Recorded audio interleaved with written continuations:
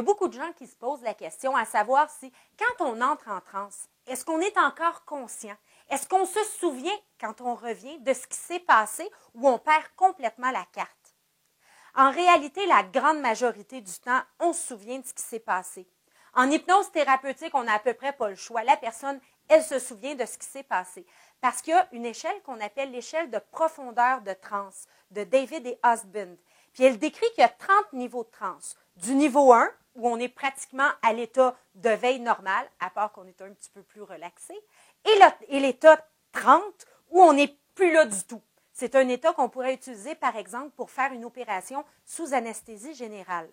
Quand on veut traiter quelqu'un, que ce soit pour une angoisse, une phobie, un problème physique, une douleur, une dépendance, on ne peut pas aller très loin dans l'échelle de transe. En fait, la fenêtre thérapeutique est à peu près entre 6 et 22. Puis à 22, la personne se souvient de tout et elle n'a pas perdu le contrôle. En fait, c'est comme si elle avait fait un rêve.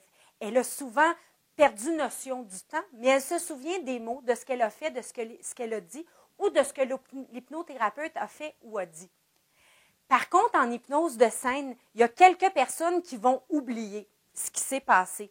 Mais ce n'est pas tous les gens qui peuvent faire l'hypnose de scène. C'est-à-dire qu'il y a environ 10 à 15 de la population qui sont tellement suggestibles qu'ils peuvent devenir des cobayes de choix pour un hypnotiseur de scène, qui souvent va les mettre en transe le plus profondément possible. Mais les gens qui se souviennent de rien, c'est ceux qu'on voit complètement écrasés en arrière de la scène, qui ne répondent pas à rien et qui ne font en fait rien du tout.